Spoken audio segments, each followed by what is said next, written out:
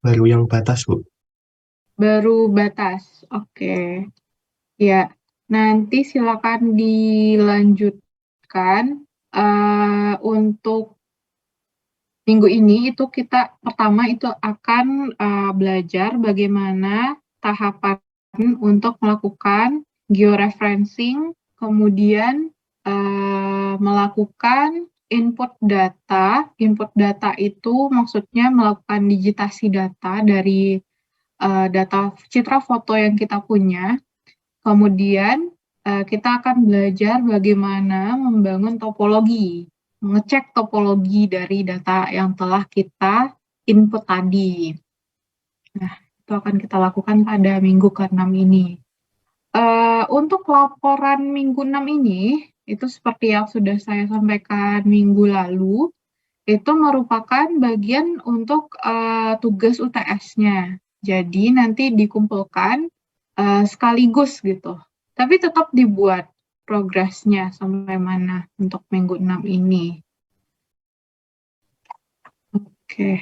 Ini sudah semua untuk presensi? Sepertinya sudah ya. 60. Izin bertanya, Bu. Iya, silakan. Untuk yang minggu 5 apakah juga sama ya, Bu? Jadi satu. Enggak, minggu 5 satu beda lagi. Jadi dimulai dari minggu 6 yang digabung jadi satu. Itu belum ada yang mengumpulkan. Linknya belum ada ya? Ya, saya lupa.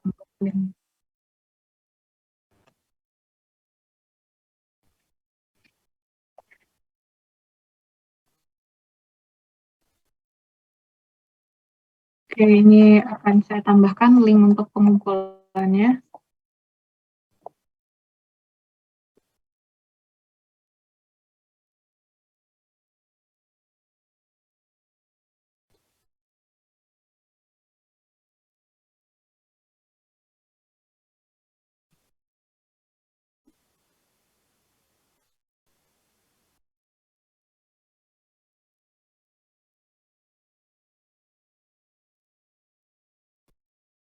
Ini suara saya bisa terdengar jelas tidak ya? Soalnya kayaknya agak lambat ini koneksi. Oke.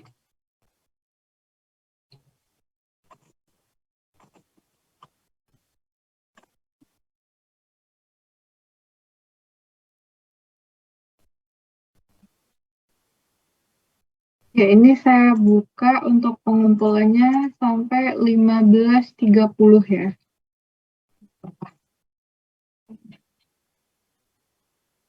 Silakan dicek untuk minggu ke-5 ini.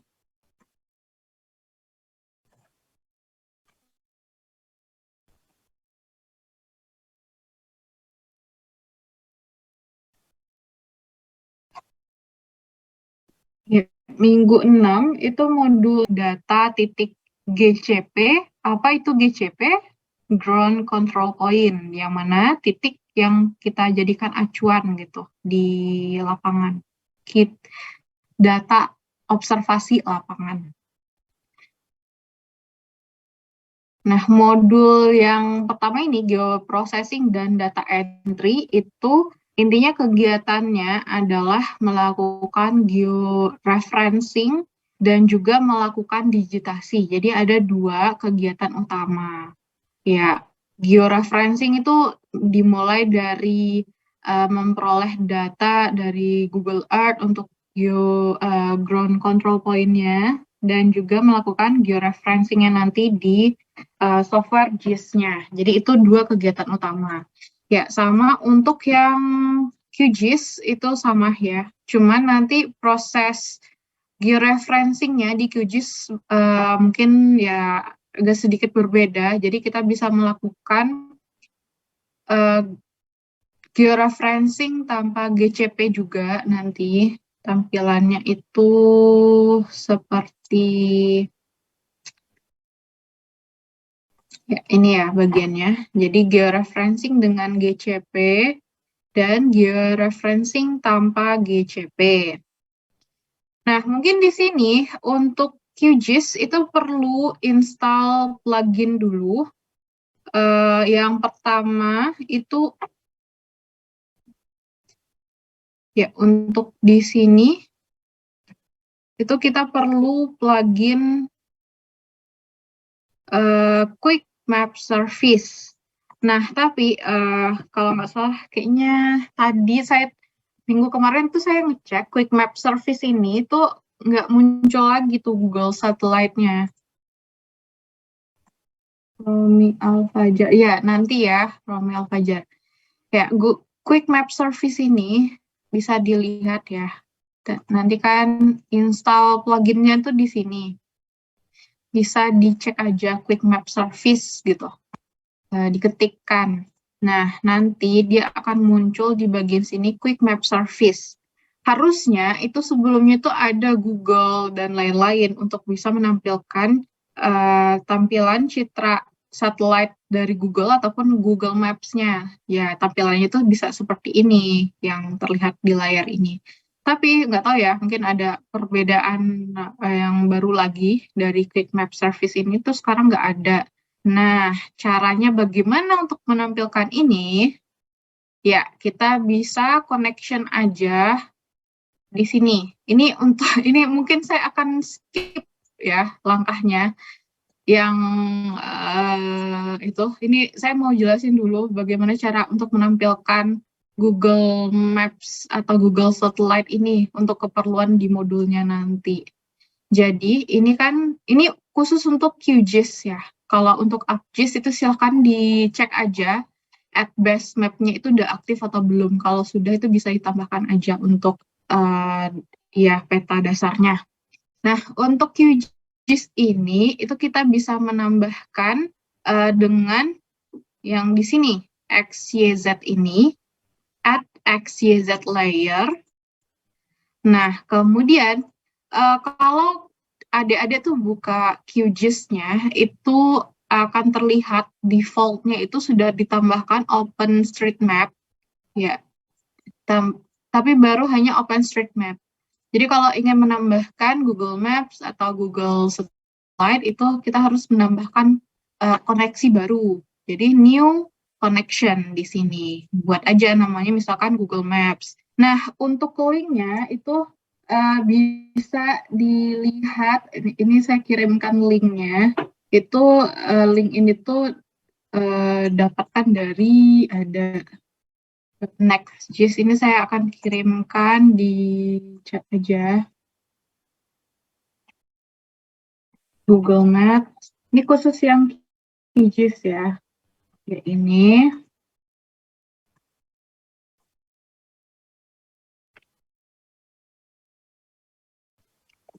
Karena tadi saya ngecek Quick Map Service ini tuh sudah ada Google, nah jadi nggak tahu ya kenapa. Nah itu bisa digunakan ini aja untuk base map-nya.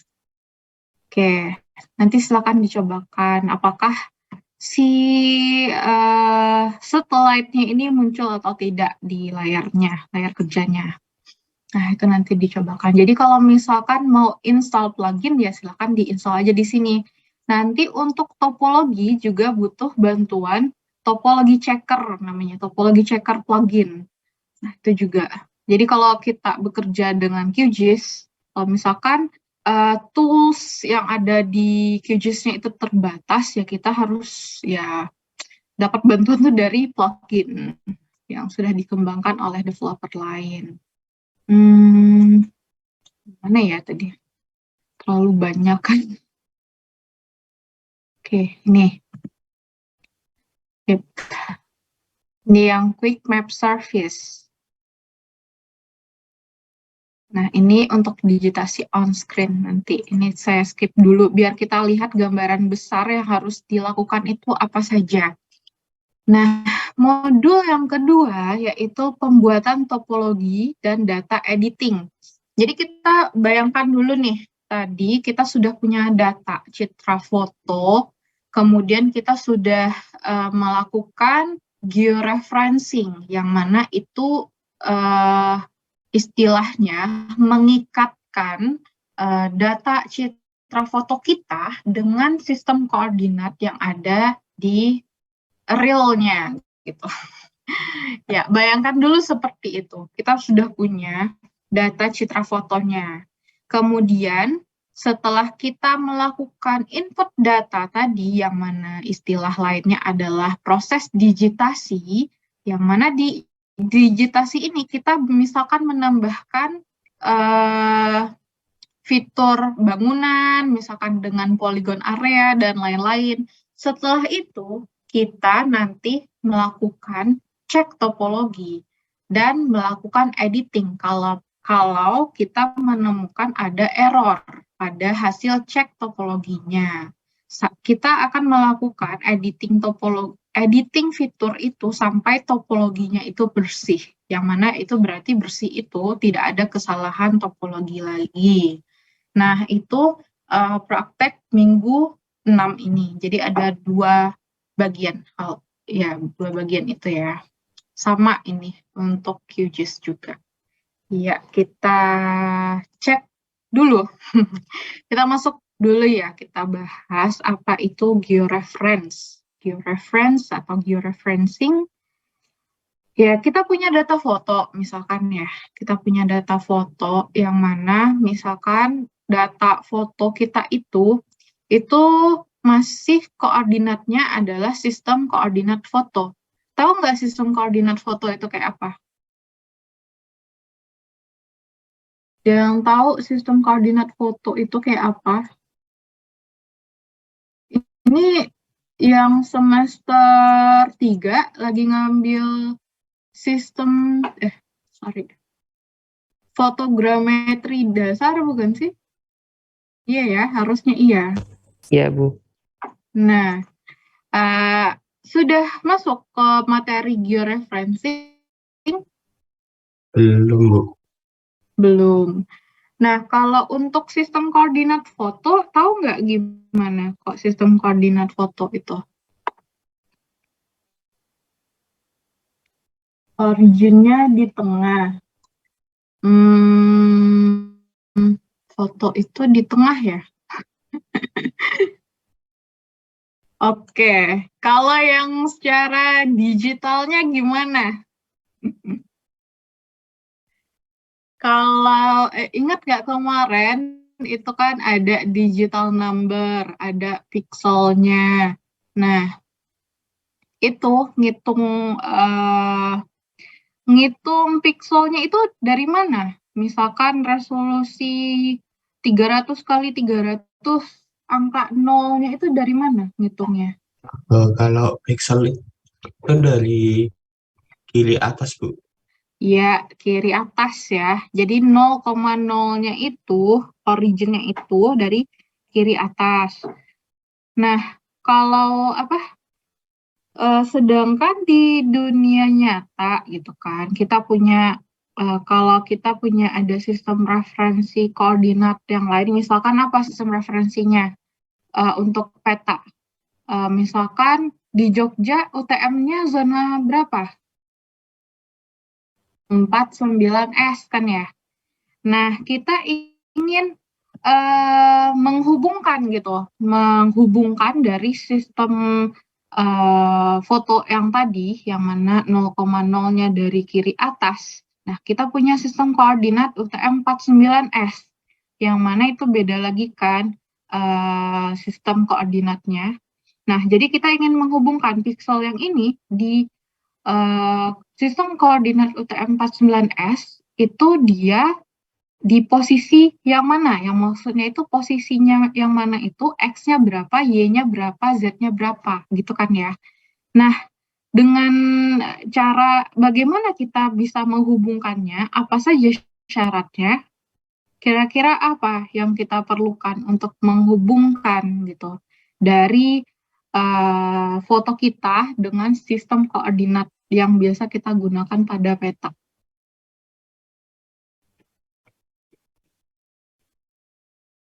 Kira-kira apa yang kita perlukan?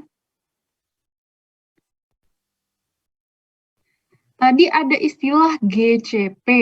GCP itu Ground Control Point.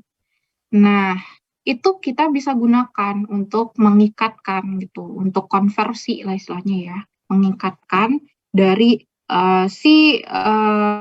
sistem koordinat UTM 49S tadi contohnya ke foto kita. Jadi ada GCP yang kita ketahui, misalkan gini, GCP itu kita tahu dari sini, misalkan ujung bangunan. Yang mana ujung bangunan ini pada saat kita foto seperti ini dan nantinya saat kita ambil ukuran data koordinat di lapangannya itu posisinya sama gitu, tidak berubah. Nah, kita sudah tahu ya posisi si ujung bangunan misalkan ya koordinat X sama Y-nya berapa. Nah, si koordinat tersebut kita gunakan untuk mengikatkan si foto tadi yang sistem koordinatnya masih belum sama yang UTM 49S tadi. Nah, bentar. Misalkan di sini, ini yang belum georeferencing misalkan. Nah, nanti misalkan kok titik GCP-nya itu di sini kita tahu X, kita tahu Y-nya, ya X, Y dulu aja. Nah, kita tahu ini, kemudian pada foto kita yang misalkan di sini ini nggak kelihatan ya. Ini kan bangunannya ya, sama kan?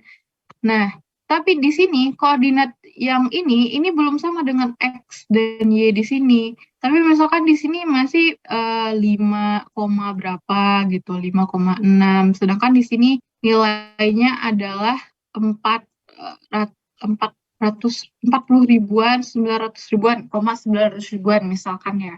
Nah, dengan kita mengetahui si titik GCP ini dan kita ikatkan ke sini, ikatkan istilahnya ya kita ikat ya, titik ikat di sini. Nah, ya itu bisa menghubungkan ini, hubungan yang pertama misalkan. Nah, kemudian kita cari lagi GCP yang lain gitu. Misalkan dari mana? GCP itu nggak hanya misalkan dari ujung bangunan atau apa. Misalkan kalau kita melakukan foto udara, fotogrametri itu foto udara. Nah, itu misalkan ada GCP yang dibuat memang khusus gitu, dibuat pada saat yang digunakan pada saat pemotretan. Nah, misalkan bentukannya itu seperti ini. Ya, warnanya hitam ya di sini di tengah. Ya, yang penting itu terlihat pada foto dan posisinya itu kita bisa mengukur koordinat di lapangannya kira-kira pakai apa? Untuk yang pada posisi titik ini, misalkan di sini ditambahkan ada tanda GCP gitu. Ya, kita bisa mendirikan misalkan alat GPS gitu, sambil mengukur gitu, atau sebelum dilakukan foto udara itu diukur dulu atau setelahnya. Tapi tandanya ini tidak akan geser. Kalau geser, nanti akurasi ketelitian foto kita juga nanti akan ya terpengaruhi oleh itu gitu. Yang penting dia posisinya sama aja dan kita bisa mengidentifikasi. Nah, ini kan tadi satu contohnya udah ada titik ikat ya. Dan kemudian kalau misalkan ya kita ambil aja ya di sini, kemudian di sini. Ini juga diikatkan gitu. Kira-kira berapa titik yang kita butuhkan untuk mengikatkan foto kita dengan sistem koordinat yang akan kita konversikan ini? Kira-kira berapa?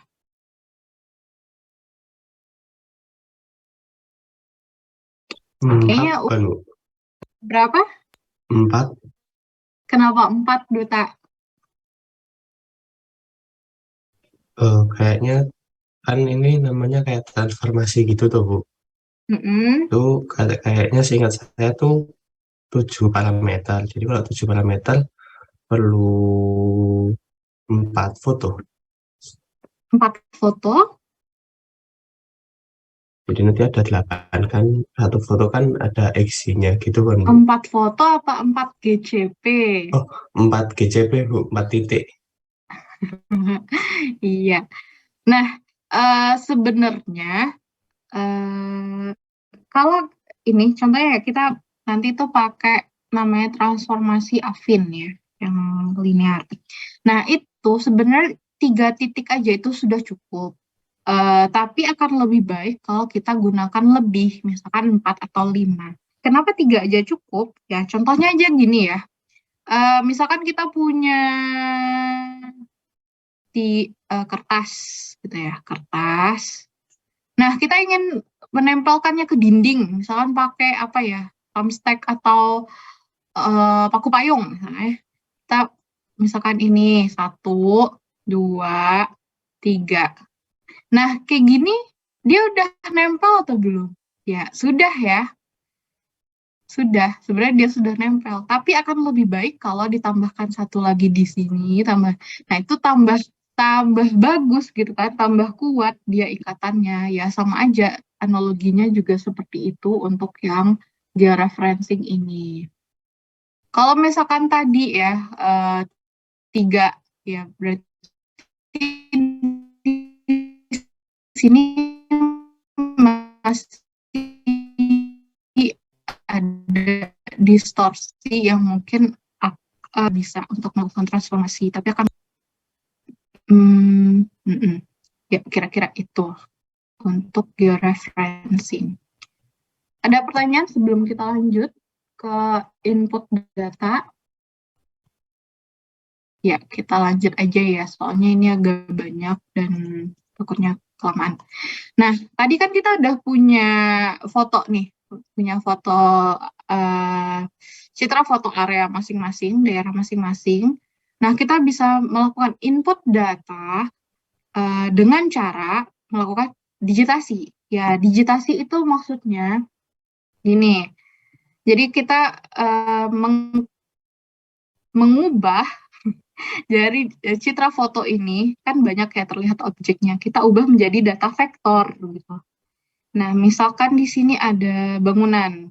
Ya, kita bisa melakukan editing data, editing dulu kalau di ArcGIS ya, ataupun QGIS editing. Kemudian kita bisa menambahkan, misalkan vektor area. Ya, kita gambar sesuai dengan bentuk objeknya. Kalau dia misalkan objeknya itu cuman titik, itu ya kita tambahkan titik saja gitu. Contoh titik objeknya apa kira-kira? Ya, tiang listrik gitu. Ya, tergantung dari keperluannya juga ya, kelengkapan dan skala. Nah, kalau dia jalannya kecil, tapi dia memang itu jalan, ya gambarkan saja dengan garis gitu. Tapi kalau dia jalannya seperti ini, yang misalkan ini jalan apa ya, jalan kolektor kayaknya ya. Nah, itu berarti dalam bentuk area atau poligon. Ya kira-kira itu terkait dengan digitasi dari data citra foto. Oke. Ya, ini proses georeferencing tadi ya. Jadi kita istilahnya mengikatkan dari tadi yang citra kita, X, Y-nya itu kiri atas 0,0 ke sistem koordinat peta. Iya, jadi ini terkait order transformation, ini kan nanti kita pakai Affin ya. Jadi semakin tinggi ordernya, itu akan semakin banyak juga apa ya namanya? Ini apa ya? Distorsinya ya,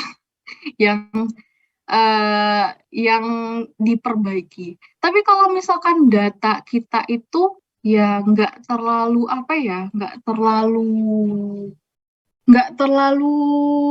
banyak yang perlu kita ubah, misalkan karena misalkan data areanya ya cuman ya hampir sama ya, maksudnya itu datarannya ya tidak terlalu banyak perubahan. Nah, itu ya cukup Affin aja gitu. Karena kalau semakin tinggi ordernya, itu juga semakin apa juga gitu, semakin banyak juga lengkungannya. Malahan jangan-jangan itu errornya juga semakin tinggi. Itu juga perlu diperhatikan pada saat melakukan georeferencing, apakah error dari hasil georeferencing kita itu tinggi atau rendah. Itu diperhatikan nanti errornya. Tadi kan kita nambahin misalkan 3 titik ya di pojok-pojoknya. Itu nanti sudah bisa terlihat error dari hasil georeferencingnya itu berapa, RMSE-nya itu berapa. Itu dilihat. Ya, intinya semakin kecil errornya semakin baik. Nah, untuk editing data ataupun digitasi itu nanti kalau pada ArcGIS menggunakan toolbars ini. Jadi start editing dulu bisa dari sini atau klik kanan pada shape file-nya start editing itu bisa pakai seperti itu metodenya. Nah, kemudian ini snapping, kira-kira buat apa snapping ini? Ini walaupun nanti adik-adik silakan cari tahu setiap tools ini gunanya buat apa. Tools itu kan kita menggunakan tools untuk mempermudah kita kan ya. Kita menggunakan peralatan-peralatan di keseharian kita itu untuk memudahkan pekerjaan kita. Ya sama juga seperti itu di software GIS ini. Jadi tools-tools ini intinya itu untuk mempermudah kita. Nah, silakan cari tahu kegunaan dari masing-masing tools ini buat apa. Dan kalau kita menggunakannya dengan benar, ya itu semakin efektif gitu penggunaan ya dari masing-masing tools ini. Nah, untuk snapping ini kan ada macam-macam nih titik lingkaran, ada persegi 4 seperti ini. Nah, kira-kira ini apa sih perbedaannya? Itu juga silakan dicari tahu nanti. Intinya snapping itu, kalau misalkan kita melakukan digitasi, kita akan bisa melihat dengan apa ya, mempermudahkan kita melihat titik-titik atau nodes atau vertex dari data vektor kita. Sehingga pada saat kita melakukan digitasi ataupun editing itu kita bisa langsung apa ya istilahnya snap gitu langsung menempelkan gitu misalkan garis ini ada bangunan gitu kan. Nah kita ingin edit nih dari yang baru misalkan dari garis ini kita ingin nempelin ke sini. Nah dengan menggunakan snapping ini mengaktifkan snapping ini kita bisa melihat misalkan note yang ada di sini itu pada saat kita mau udah deket, udah muncul otomatis ya kita klik aja, udah nanti dia akan nempel ke titik ujung si bangunan ini. Ya kira-kira seperti itu untuk snapping. Nah untuk QGIS ya hampir sama ya, ada toolbars editor, advanced editing, ada snapping juga, ya mungkin tampilannya aja yang beda, tapi sebenarnya fungsinya sama. Iya, di sini ini mungkin akan banyak digunakan nanti, ataupun ini, jadi kalau ingin mengedit, misalkan tadi kita punya bangunan, tapi bentuk bangunannya tuh nggak benar gitu, atau ini, apa kita ingin ternyata bangunan ini tuh jadi 2 gitu kan, sebenarnya itu ada 2 bangunan, ya itu kita bisa gunakan ini aja, di-cut aja poligonnya, jadi nanti dia akan jadi 2 bangunan, itu secara gampangnya, ya nanti dicobakan. Apa lagi ya?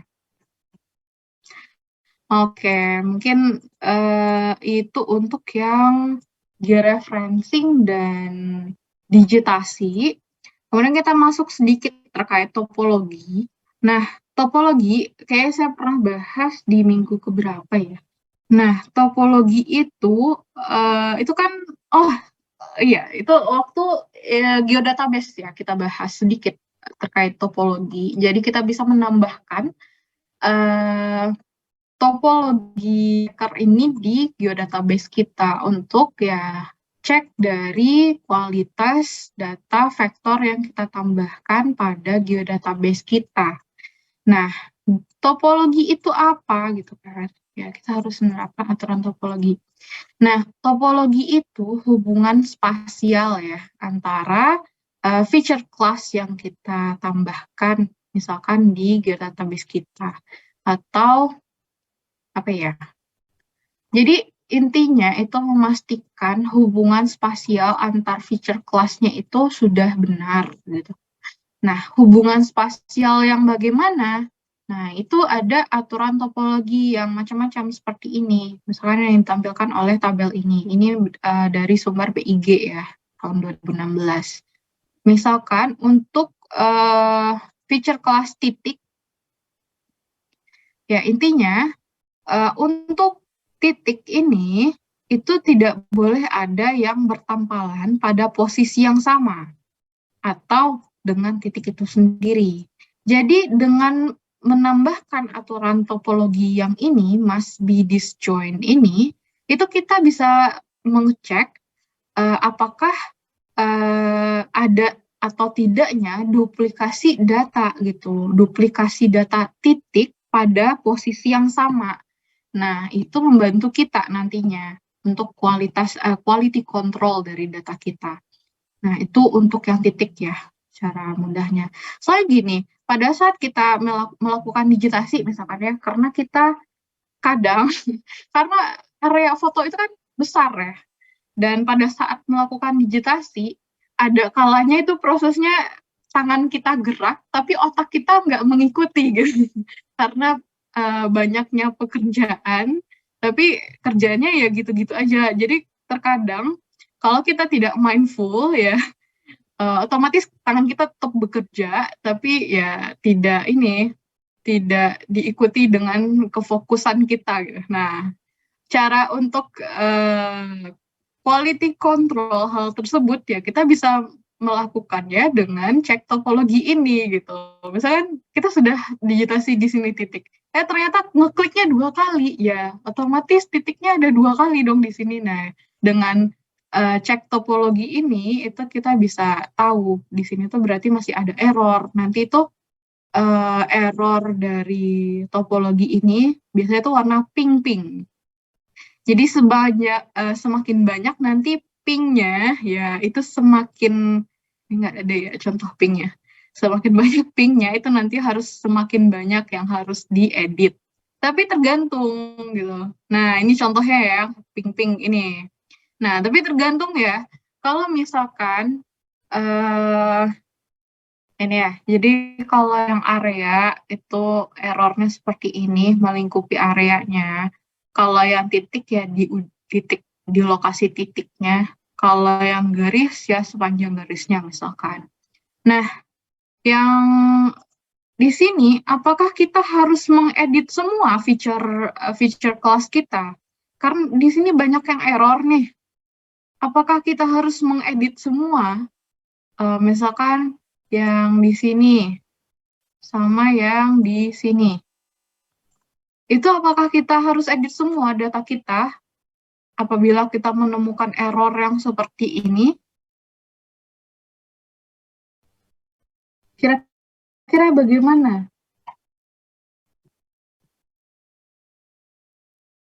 Perlu nggak kita edit? Ini kayaknya ada yang kabur ya. Berkurang ini partisipannya. 57.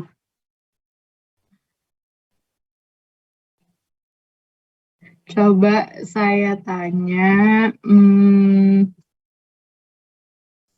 Nada Nafilatul Zulfa.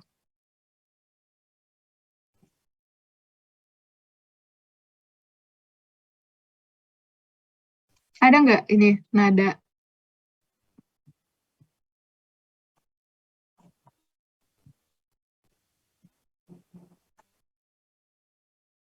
Nada?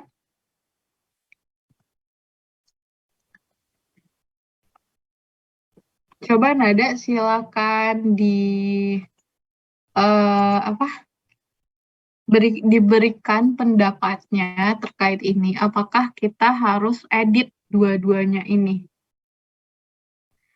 Ini tuh kalau saya ini ya kalau sesi kuliah online seperti ini, pada saat saya buka sesi pertanyaan seperti ini, angka partisipannya itu menurun. Padahal itu sama aja ya, sama yang di kelas. Ya nggak apa-apa, disampaikan aja pendapatnya. Ini di sini saya tidak nggak ada yang benar, nggak ada yang salah juga kok. Ini kita sesi diskusi. Gimana? Kira-kira yang mana nih yang kita edit?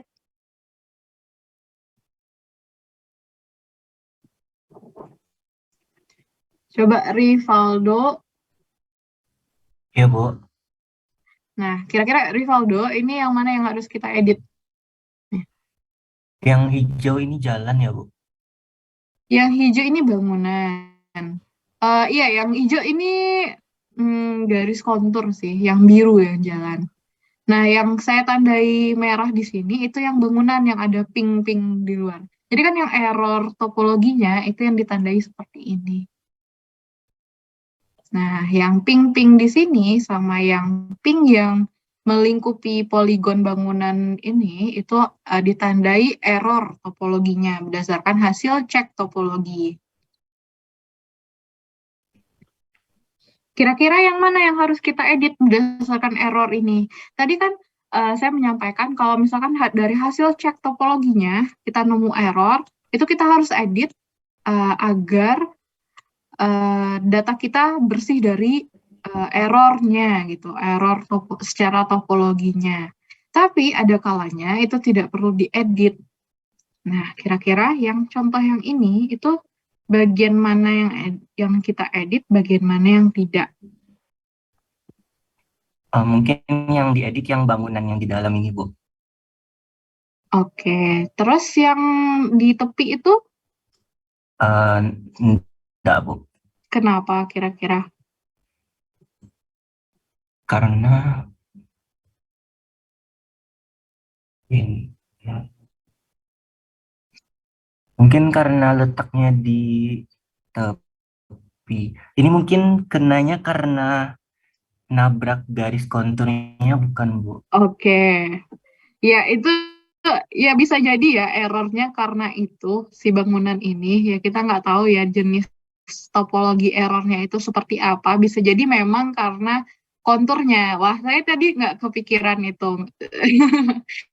Ya itu bisa ya tambahan dari Rivaldo tadi. Ya bisa jadi settingan topologinya di sini itu karena bertabrakan dengan garis kontur. Ya itu bisa jadi salah satu sumber kesalahannya. Ya itu kalau misalkan seperti ini berarti kita harus edit. Yang mana yang harus kita edit? Ya berarti kalau gitu garis konturnya dong ya yang harus diedit, bukan bangunan karena posisi bangunan pasti di sana aja gitu. Nah, tapi ada kalanya misalkan bangunannya ini apa ya, mungkin error secara feature-nya bisa jadi itu ya kita cek aja dari cek eh, apa ya, cek data vektornya itu bisa jadi, atau dia itu ternyata ada kelebihan ujungnya gitu, misalkan garis jalan ini nggak ada yang contoh yang ada error ya, misalkan garis jalan dia misalkan ada pink di bagian sini. Nah, itu kita harus cek jalan di sini, itu siapa tahu nanti kalau kita zoom in, dia ada lebih seperti ini gitu misalkan ya, atau yang ini. Berarti dari yang lebih ini kita harus trim gitu sampai ke pojokan ini. Ya, itu berarti jalannya harus kita edit. Ya, kalau errornya seperti itu, sumber kesalahannya itu harus kita edit. Tapi kalau misalkan dia errornya yang di ujung seperti ini, ya itu kita nggak harus edit karena memang batas area dari peta kita memang segitu, dan misalkan untuk yang garis ini kita set topologi checkernya itu misalkan must not have dangles gitu kan. Ya, maksudnya itu nggak boleh ada sudut ya terbuka gitu. Ya, itu berarti dia akan muncul error, tapi kita nggak harus edit gitu hal-hal yang seperti ini. Jadi kita pada saat melakukan validasi topologi ini, itu kita harus melihat dulu sumber kesalahannya itu seperti apa. Ya, nggak harus kita edit semua, dan nggak boleh juga kita mark as exception semua, itu salah juga. Misalkan mark as exception itu maksudnya adalah di sini yang pink, yang saya lingkari biru ini, yang pink-pink ini, ya berarti kita ignore aja. Jadi kita tandai dia bukan suatu kesalahan gitu. Nah, jangan sampai juga yang error-error di sini juga seperti itu kan. Ya, jangan seperti itu. Ya, kira-kira itu untuk yang topologi.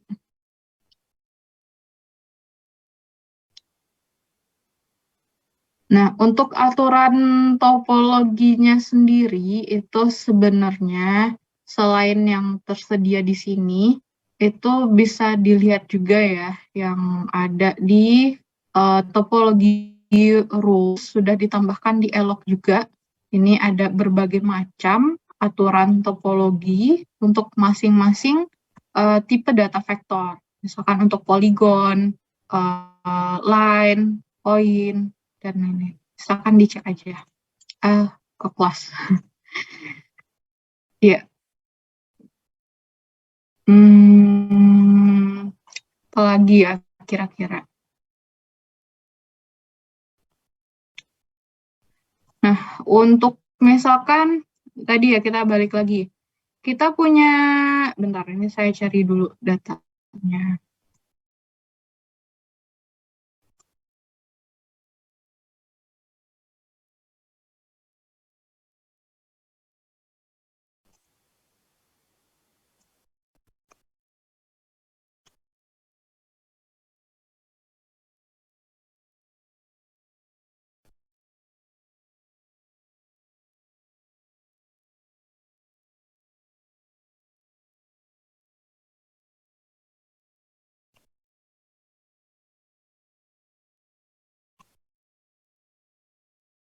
Iya, misalkan kita punya ini peta RBI. Nah, ini kan peta peta cetak ya harusnya ya. Walaupun ini memang disimpan secara digital, tapi dia kan kalau kita lihat dia belum memiliki sistem koordinat ya berdasarkan koordinat digitalnya. Ya maksudnya gini, kalau kita masukkan ke ArcGIS misalkan, dia masih belum sesuai dengan sistem koordinat yang ada di petanya ini, yang tergambar. Di sini kan nggak ada ya sistem koordinatnya. Tapi kalau kita masukkan ke ArcGIS, itu mungkin 0,0-nya dari sini gitu, dari kiri atas. Nah, ini balik lagi ya ke proses georeferencing tadi. Ini saya contohkan aja. Nah, dari sini bagaimana cara kita mengikatkan dengan sistem koordinat yang ada di sini, yang mana di sini sistem koordinatnya adalah ya, UTM 48, zona 48.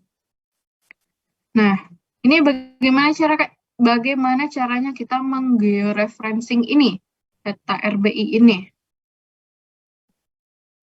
Siapa yang punya ide?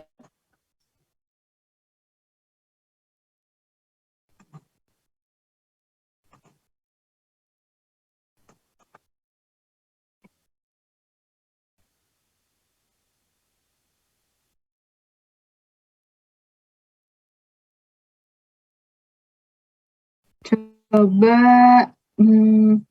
ini kenapa pada saat online itu lebih diam semua? Vincentius.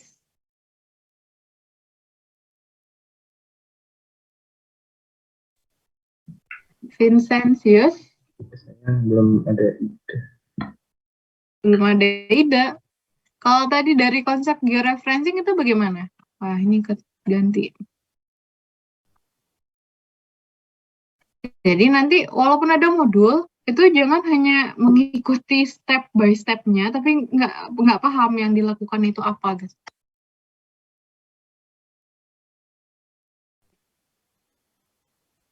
Ada yang punya ide nggak? Mbak Nafra sama Mas Romi yang aktif-aktif dicatat ya.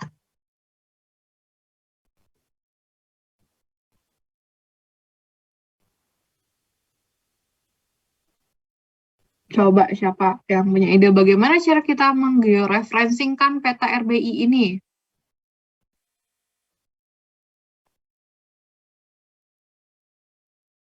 dari berdasarkan konsep georeferencing tadi. Tadi georeferencing kita butuh apa untuk ya mengikatkannya? Titik ikat bukan, Bu? Ya, titik ikat atau GCP. Nah, ini Duta, gimana cara kita menggeoreferencingkan peta RBI ini? Dari mana kita memperoleh GCP-nya? Dibaca bukan, Bu? Kayak pas kartu gitu kan kita baca koordinatnya dulu. Mm-mm. Nah, kira-kira iya kita baca petanya. Nah, di sini eh, kira-kira posisi yang mana nih yang bagus kita jadikan sebagai GCP? Menurut saya di tengah atas, di atas ini Bu, yang 20 derajat ini loh, Bu. Yang Yang mana? atas ya boleh, yang di tulisan 20 derajat ini, Ini yang tengah Bu, yang kanan. Oh, yang sampingnya 51 derajat ya, 51, yang mana ya? yang 51 kanan. sini. Sini. Enggak sih Bu, Di sini. pokoknya kalau menurut saya tuh di 4 titik di kayak sumbunya gitu Bu. Sumbu tengah, tengah foto di atas dan di bawah, sama sumbu tengah di Di kiri sini dan kah? kanan. Di sini atau di mana? Di atas Bu, di atas tapi di tengah Bu. Kan Di ini atas peta kan, tapi di tengah. Di sini. iya Bu. Coba koordinatnya yang berapa? Itu 51, 21 menit, 51 derajat 20 menit kayaknya Bu. Di sini. Iya, daerah situ Bu. Terus di mana lagi? Di itu ditarik ke bawah aja Bu, paling bawah Paling peta. bawah selurusan gitu. Iya Bu, seluruh Terus tadi. hanya 2 kah? 4 Bu. Terus di sini sama di sini. Iya Bu. Oke, kenapa milih posisinya seperti itu? Eh, nggak tahu sih, pokoknya lebih enak aja karena kan itu di apa, di pinggir petanya, dan itu berada di tengah, jadi ketika nanti mau processingnya gampang menurut saya. Ya, sebenarnya idenya seperti itu memang. Jadi di sini kan kita sudah belajar ya membaca peta. Sudah ada sistem koordinatnya, kita bisa tahu nih, misalkan posisi objek di sini koordinatnya berapa. Nah, tapi akan lebih gampang lagi kalau kita menggunakan perpotongan ini aja, perpotongan garis gitu. Kita ambil pada saat nanti menambahkan titik di SIG-nya, ya kita bisa zoom in, terus kita tambahkan titiknya di perpotongan sumbu sistem koordinat ini atau grid ini. Nah, kita bisa nambahkan titik di sini atau di sini. Di sini akan lebih baik sih, di sini. Ini kan sudah tahu ya kita koordinatnya berapa. Ini 9258114702650. Nah, itu kita tinggal tambahkan saja koordinat yang ini di sini. Dan begitu juga yang untuk geografisnya.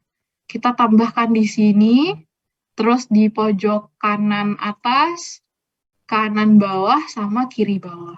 Kenapa posisinya beda tuh sama Duta tadi? Kenapa saya lebih milih yang pojok-pojokan ini daripada yang di tengah? Ya, sebenarnya ini ya, agar kita bisa meminimalisir aja. Lebih ingat analogi menempelkan kertas ke dinding tadi, ya kita ambil yang pojokan aja gitu. Biar yang bagian sini terdistorsinya tidak terlalu banyak. Kalau kita nempelin sini sama sini, yang ini kan otomatis tidak terlalu banyak bergerak ya. Kalau kita nempelin sini sama sini, ininya masih gerak-gerak. Kita bayangin aja seperti itu. Oke.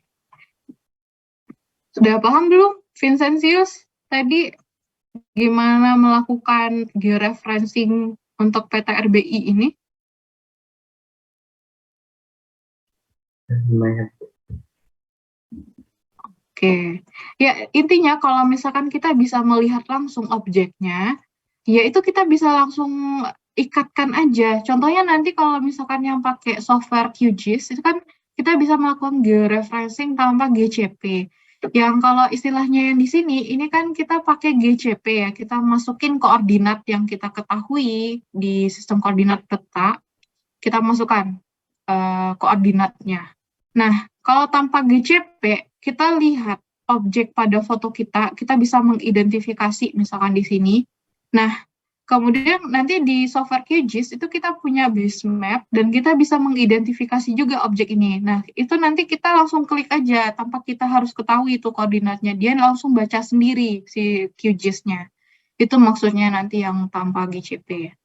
Intinya kita tahu aja di peta kita objeknya apa, kemudian di data referensinya itu kita tahu koordinatnya apa dan objeknya di mana. Itu yang penting itu, referensi.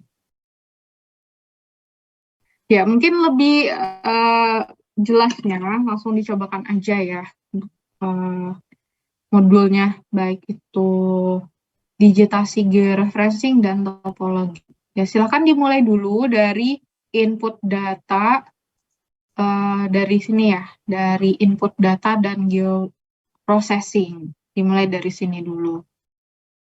Oke, gitu aja. Ada pertanyaan nggak?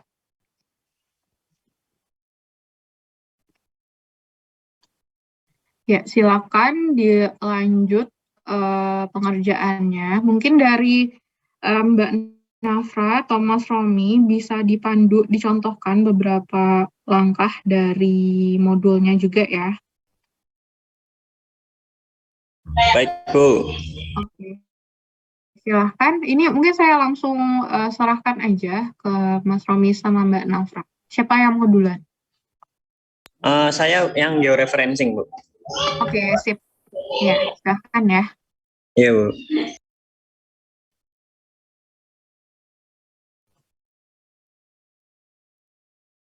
Oke, izin sharing ya, Bu Resi dan teman-teman.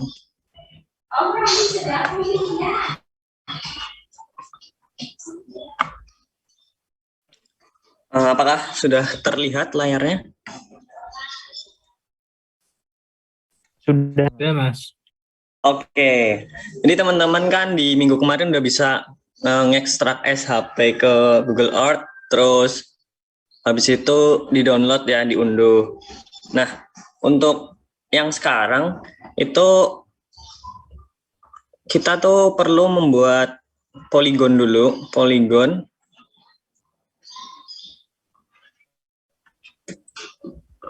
Poligon sesuai dengan area yang luasannya tuh kita sesuaikan gitu. Jadi kalau nggak salah tuh kemarin tuh 150.000 meter persegi ya. Jadi kita ke ini ya, add polygon.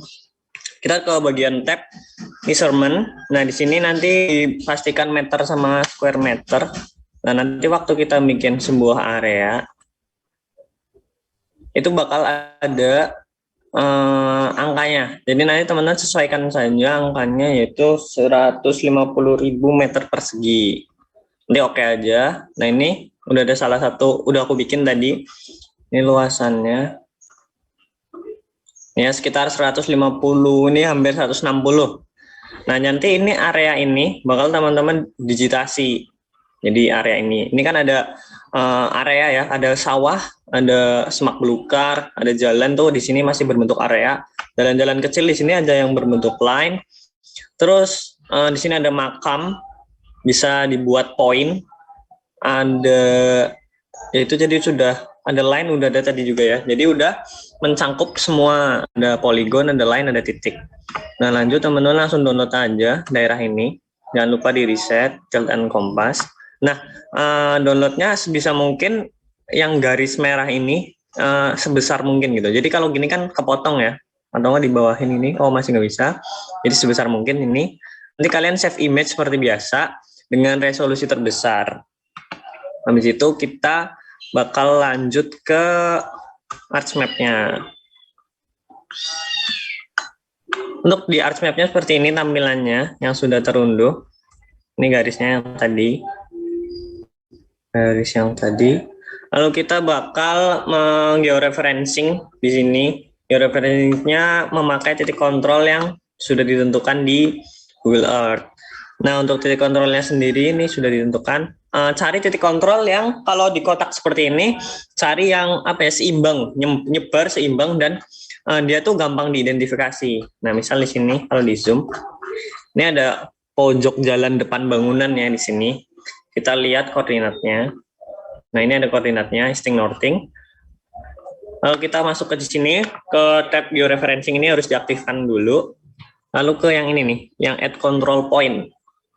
Kita klik. Nah, ini tampilannya bakal segi tanda plus gini. Kita zoom ke tempat yang kita mau tadi. Nah, di sini. Oh ya, ini kan ada tulisan toko ini ya. Jadi kalau misal di Google Earth itu bisa dihilangin aja. Ini places mana tadi? Nah, ini placesnya di uncheck list. Jadi nanti clear gitu tulisannya. Jadi di sini ya. Pertama kita klik kiri dulu 1 kali ke tempat yang sesuai tadi di Google Earth. Klik, habis itu kita klik kanan. Klik kanan, input X dan Y. Nah, kita masukin tuh. Kita masukin X dan Y. Di properties. Copy. Kita masukin. Nah, ini X dan Y ya. Habis itu kita oke. Nah, untuk koordinat yang udah dimasukkan bisa dilihat di sini. Nih ya. Nah, itu baru 1. Terus kita lanjut ke yang selanjutnya. Yang kedua. Yang kedua di sini di ujung jalan dekat pemakaman, ini area pemakaman. Ini langsung aja properties. Oke.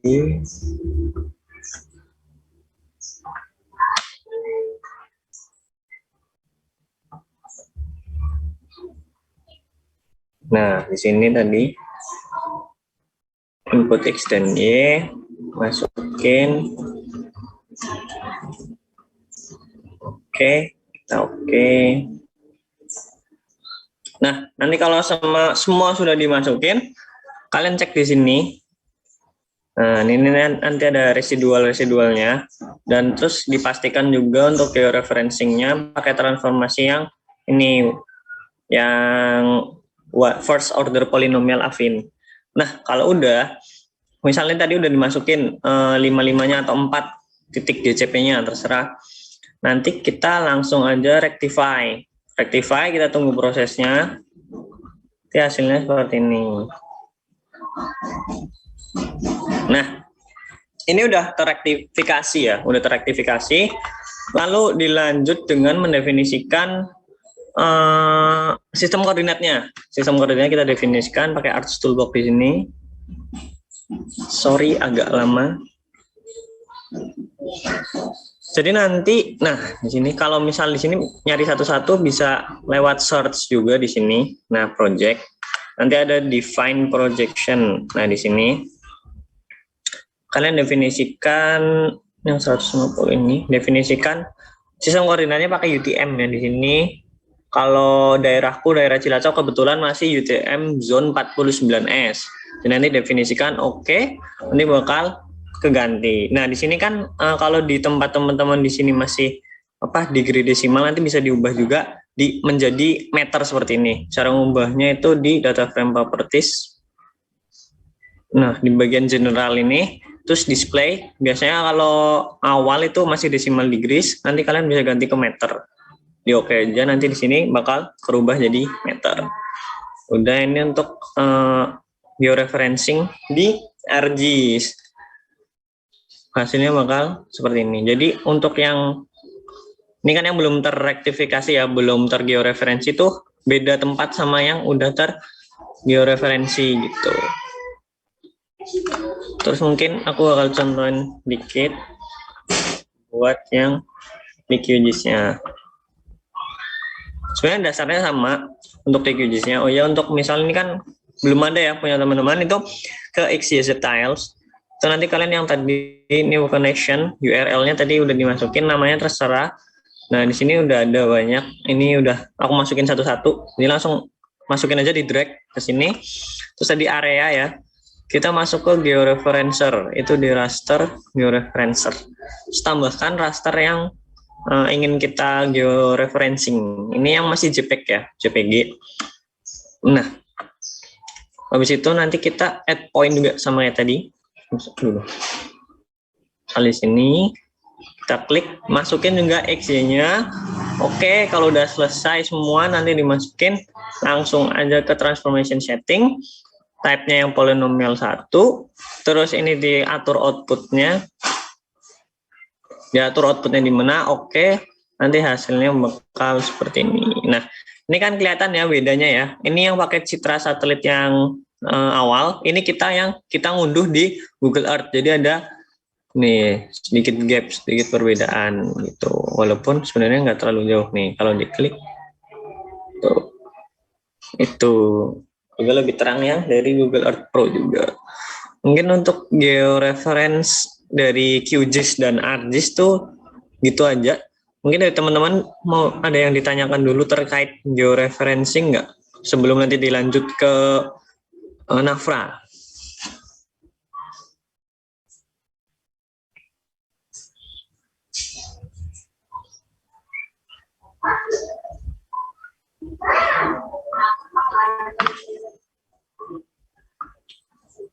Halo, cek.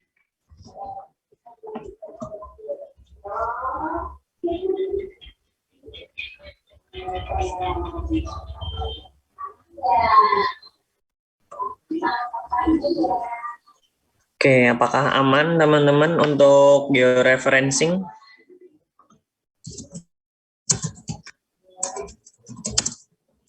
Saya masih aman, Mas.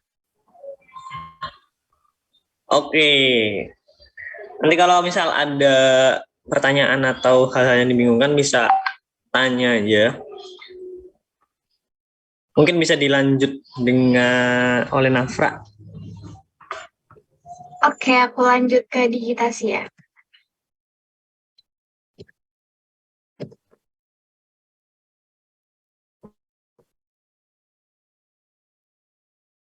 Ini udah kelihatan share screen aku. Udah kelihatan ya. Ini misalnya kalau teman-teman udah selesai georeferencing kayak yang udah Rom contohin tadi, bisa ikutin aku untuk ngelakuin digitasi ya. Nah, jadi pertama kan udah ngelakuin georeferencing tuh, ntar jadinya kayak gini yang udah apa sih namanya? Ya, data raster teman-teman yang udah di georeferencing itu ntar bentuknya ya kayak gini sama kayak Romi tadi. Nah, terus sebelum kita ngelakuin sebelum kita ngelakuin digitasi, kita harus bikin shapefile di ArcCatalog dulu. Nah, karena aku ini di ArcMap, jadi aku harus bikin feature class di ArcCatalog dulu. Ya, aku contohin bikinnya sama aja kayak kemarin. Sebenarnya kita bikin file database dulu.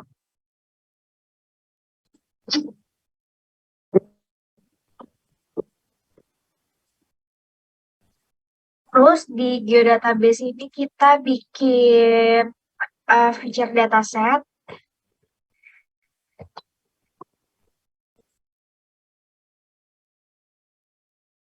Nah, terus untuk sistem proyeksinya itu harus disamain sama lokasi tempat tinggal teman-teman masing-masing. Nah, karena aku ini di area Kalimantan Timur Balikpapan, jadi itu tuh sistem proyeksi aku tuh yang UTM zone 50S, jadi aku pakai yang ini.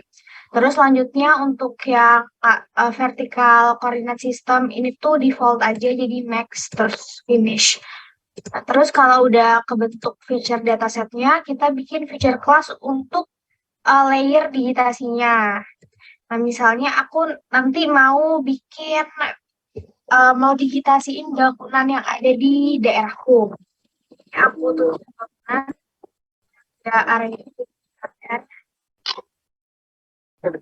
Terus fiturnya ini karena di area jadi pilih yang polygon, terus next, default aja. Nah, untuk field ini kita bisa nambahin kolom. Jadi misalnya kalau bangunan tuh kan ada beberapa jenis gitu, kayak ada ya perumahan, pertokoan, atau sekolah. Jadi di sini aku bisa nambahin. Sebenarnya ini tergantung sih. Jadi kalau aku karena di bangunan ada banyak jenisnya, jadi aku nambahin field jenis, terus data tipenya itu yang teks, sama kayak kemarin ya, ininya langkahnya, terus panjang teksnya tuh 50 aja, udah cukup, terus finish.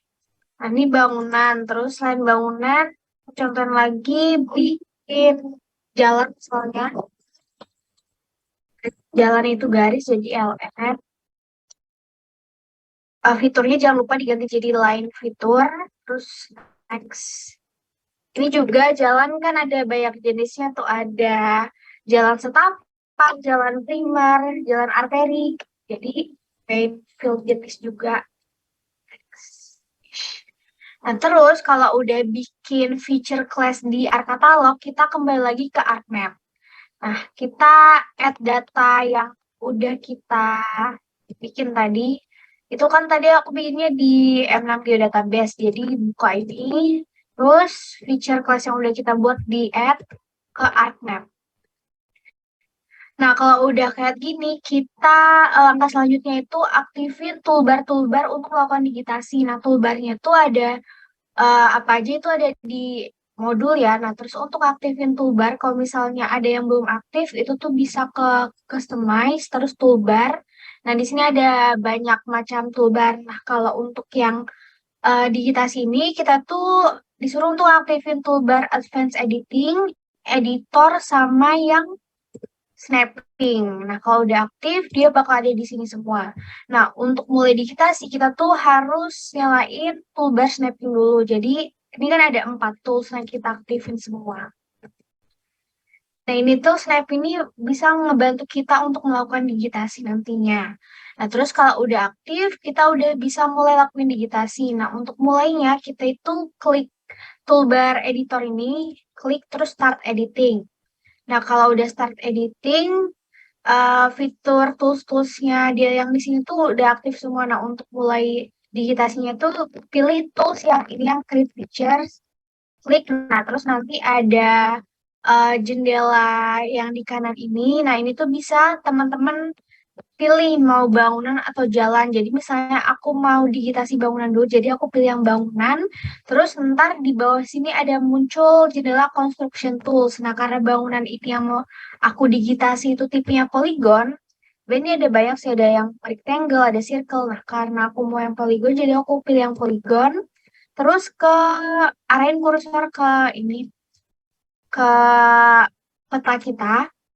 Terus kalau kursornya udah tanda yang plus gini, artinya kita udah bisa mulai digitasi. Nah, untuk mulainya tuh langsung aja nih, karena nih bangunan, misalnya nih aku langsung digitasi, bentuknya disamain kayak yang ada di peta ini. Nah, terus kalau udah kotak gini, cara untuk menghentikan segmen ini, itu tuh bisa klik 2 kali, double klik di mouse kita. Tuh dia udah kebuat 1 segmen. Terus buat lagi di sampingnya ini kan ada bangunan lagi, buat lagi kayak gitu. Pokoknya kayak gitu terus sampai ke digitasi semua bangunan yang ada di sini. Terus ini untuk yang bangunan, terus yang jalan juga bisa. Itu klik jalan, terus karena jalan tadi tuh fiturnya tuh tipenya lain, jadi klik yang lain. Terus bisa langsung digitasi sama diklik-klik gini. Terus kalau udah bisa klik 2 kali.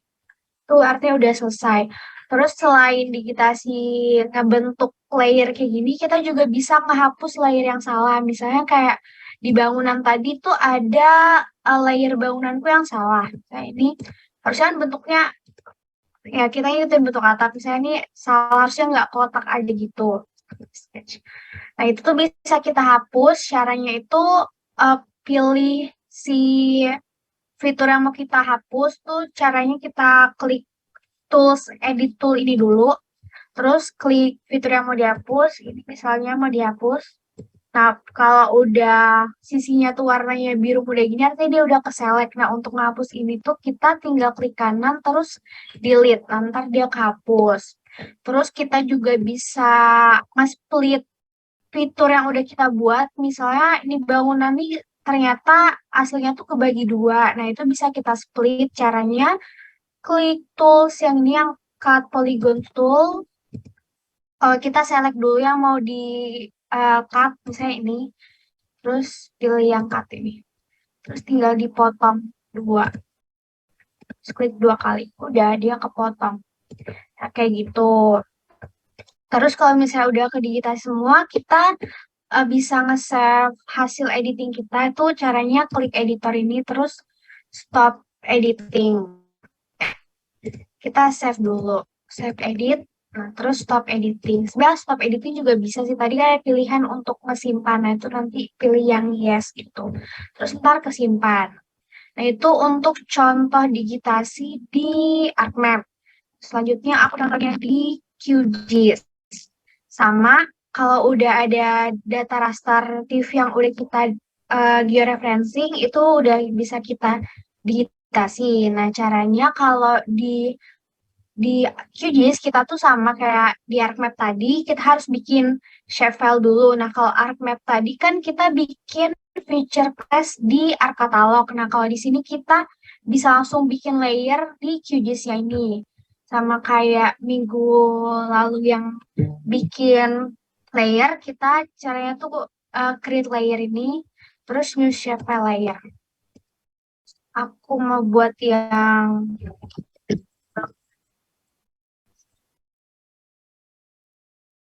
Nah, untuk geometri type-nya itu karena di bangunan tipe geometrinya itu yang polygon. Terus kita juga bisa nambahin field kayak tadi yang diarahkan. Misalnya field-nya jenis, terus tipenya teks, lengthnya segini, terus udah. Terus aku contohin buat yang jangan.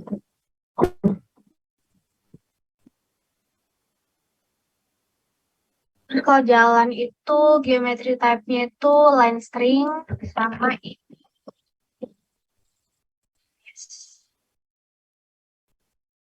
Nah, terus kalau udah kebentuk gini, udah kebentuk shapefile-nya, kita aktifin toolbar yang diperlukan untuk digitasi. Nah, kalau di QGIS ini tuh toolbar-nya itu untuk aktifin toolbar tuh klik kanan di daerah kosong atas ini. Nah, terus di sini ada banyak toolbar karena kita tuh ngaktifin yang advanced digitizing toolbar sama snapping toolbar. Terus kalau udah aktif, kita aktifin dulu toolbar snapping kita, sama kayak di ArcMap tadi untuk ngebantu kita dalam digitasi. Nah, kalau di QGIS untuk aktifin snapping toolbar itu klik yang simbol magnet ini yang enable snapping. Nah, terus kita aktifin toolbar yang vertex ini. Terus yang ini yang enable snapping on intersection sama yang self snapping yang ini. Nah, terus kalau snapping 3 ini udah aktif, kita bisa mulai digitasi. Nah, untuk memulai digitasi itu kita aktifin dulu editing toolbarnya yang ini, kita klik yang simbolnya kayak pensil ini yang toggle editing. Nah, terus kalau udah aktif, ini dianya tuh kita misalnya mau ngedigitasi jalan. Nah, jalan ini kan udah aktif nih toggle editingnya karena di layernya tuh udah ada simbol pensilnya gini. Nah, ini kita udah bisa digitasi. Nah, untuk ngedigitasinya tuh bikin pencet tools ini yang add line feature, terus bikin garis di sepanjang jalan. Sama kayak di ArcMap. Terus kalau udah klik kanan. Nah, kalau di QGIS ini tuh kita udah langsung bisa nentuin jenis jalannya, nentuin isi field-nya yang tadi kita bikin. Kan tadi yang aku bikin tuh yang field jenis ini.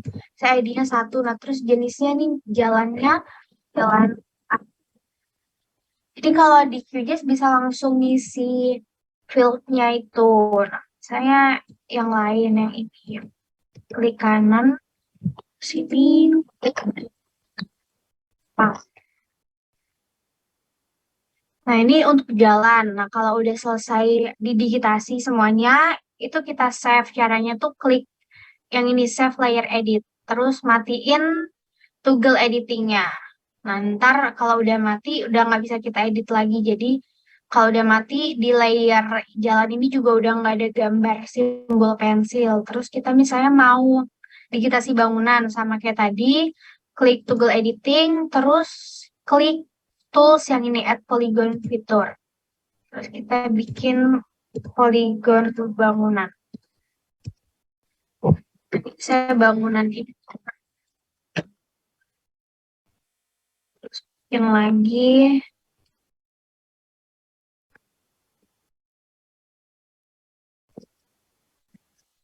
Jadi kita udah langsung bisa sekaligus masukin field-nya itu. Terus selain itu, selain nambahin layer, kita juga bisa ngapus layer. Nah, kalau ngapus layer tuh, misalnya kita mau ngapus yang layer ini. Nah, ini tuh kita select dulu. Select di QGIS tuh yang ini, yang simbol ini, select feature ini. Terus klik delete yang ini, tools yang delete ini. Terus hapus. Terus selain itu kita juga bisa nambahin beberapa eh, fitur lain kayak nge-split di ArcMap tadi. Nah, kalau di QGIS ini kita kalau mau gunain fitur-fitur itu tuh ada di toolbar Advanced Editing. Jadi toolbarnya tuh yang ini. Nah, kalau misalnya mau nge-split itu pilih yang tools ini split fitur, terus kita bisa langsung motong dua gitu. Terus klikkan. Tuh dia langsung kepotong dua. Dan ada berbagai macam fitur lain yang bisa teman-teman gunain dan disesuaikan sama kondisi langsung di lapangan di petanya ini. Nah, itu untuk digitasi di QGIS. Dan hampir sama kayak di ArcMap ya. Harus ngebikin shapefile dulu, terus aktifin toolbarnya, terus langsung bisa ngedigitasi di atas peta. Kayak gitu untuk yang digitasi di ArcMap dan QGIS. Kira-kira ada pertanyaan?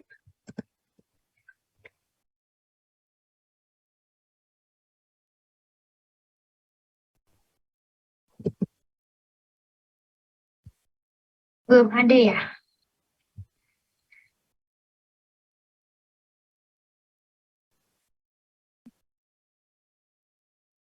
Mungkin itu dari aku untuk yang digitasi dan kalau teman-teman udah ngelakuin mungkin ada pertanyaan bisa banget nanya ke aku atau ke Romi nanti. Kasih.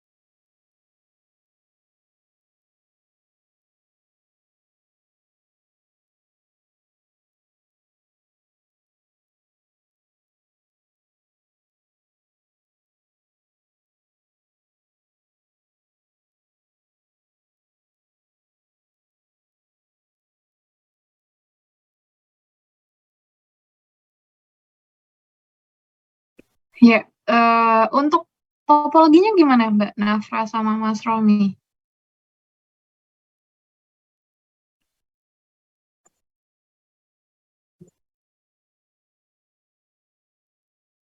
Apa bisa dicontohkan satu aja gitu?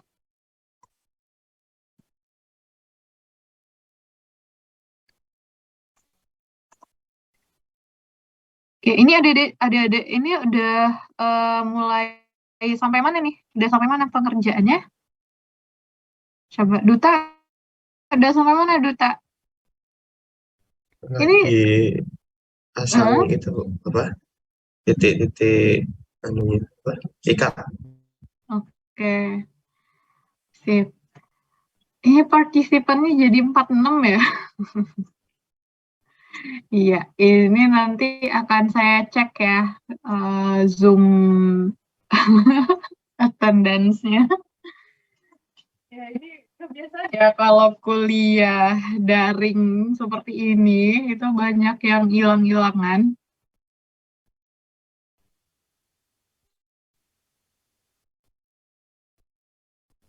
Nggak hanya yang minggu lalu ada yang tipsen, tapi kuliah daring itu lebih bahaya ya ini. Ini saya bebaskan sih adik-adik mau sistem kuliah daring ini mau kayak gimana. Saya bebaskan. Jadi mau di sini dulu di Zoom ini kan udah ya contohkan. Walaupun topologinya belum ya. Saya yakin adik-adik juga masih sedang mengerjakan ini yang editing data, input data digitasi, georeferencing. Kayaknya masih lama juga. Dan ini bebas. Ini mau di sini sampai 3:30 kah? Atau cukup di sini Zoom-nya, tapi adik-adik tuh lanjut mengerjakan. Nanti kalau misalkan konsultasi pertanyaannya itu lewat forum diskusi di Elok. Itu bebas. Mau yang bagaimana?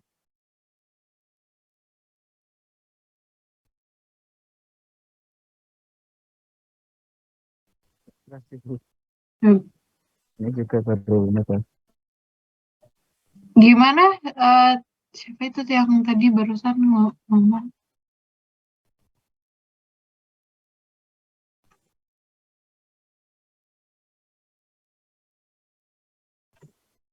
Tidak ada suara. Kita saja, Bu. Sampai di sini aja, sampai Elok aja. Iya, itu gimana?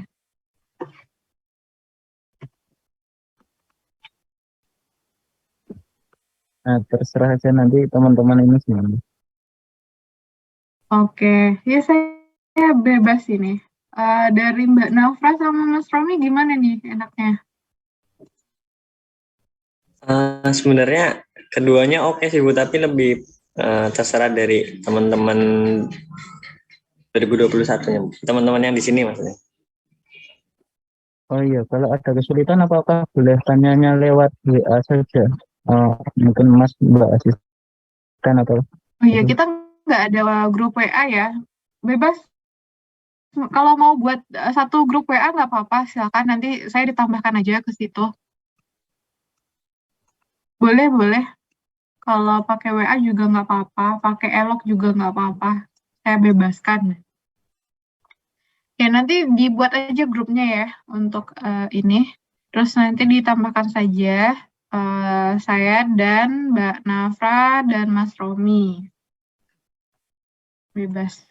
Kalau emang dari adik-adik sendiri tuh enaknya kayak gitu. Sukanya tuh pakai grup WA aja. Karena kita kalau kuliah daring ini kan apa ya, nggak seperti kuliah kita luring seperti biasa. Kalau luring kan saya maksimalkan biasanya sampai jam 3:30. Kalau daring gini, saya yakin itu adik-adik tuh fokusnya tuh udah hilang. Gitu, sebaiknya tuh dibagi sinkron dan asinkron aja. Dan saya bebaskan gitu aja ya. Kalau mau pakai forum diskusi, ya silahkan. Nanti ditanyakan lewat situ. Nanti minta tolong juga Mas Romi sama Mbak Nafra dipantau juga di forum diskusi. Forum diskusinya itu saya taruh paling atas ya, di bagian atas yang setelah announcement.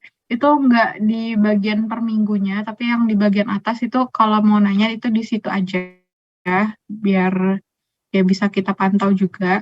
Atau kalau lewat grup WA juga boleh dibuat aja, nanti kita ditambahkan ke sana. Kayak gitu ya, ada semua. Ya dilanjutkan mengerjakan modulnya dan tugasnya dicicil. Karena itu tugasnya cukup banyak dan saya yakin yang angkatan 2021 yang mana itu mahasiswa semester 3 praktikumnya nggak hanya ini dan ada banyak ya praktikum yang lain. Saya yakin itu tugasnya juga banyak. Ya sebaiknya dicicil. Berlatih disiplin. Disiplin itu intinya kita tetap mengerjakan gitu sesuai dengan standar kita walaupun kita dalam kondisi yang tidak ingin mengerjakan yaitu bagaimana cara kita disiplin, konsisten, yaitu belajar dari sekarang pada saat-saat kita banyak tugas seperti ini. Kalau nggak banyak tugas nanti juga akan lebih susah sih bagi waktu. Nah, pada banyak tugas seperti ini tuh belajar membagi waktu dengan baik. Ya, ini sama saya kan SIG dan juga kartografi. Nah, kartografi itu nanti ada tugas juga. Ya, dicicil dari sekarang. Insya Allah bisa selesai. Ya, gitu ya untuk praktikum kita minggu ini. Tetap semangat, dijaga kesehatannya, dan jangan stres. Ya, jangan dibawa stres. enjoy aja mengerjakan tugas ataupun kuliah itu dibawa enjoy aja, biar nggak sakit lagi. Nah, gitu aja. Terima kasih Mas Romi sama Mbak Nafra. Ya, kita cukupkan dulu kuliah praktikum SIG minggu ini sampai di sini. Nanti kita lanjut asinkron saja. Dari adik-adik ada pertanyaan lagi? Ada pertanyaan nggak? Masih ingat nggak kapan kita ngumpulin tugas UTS-nya?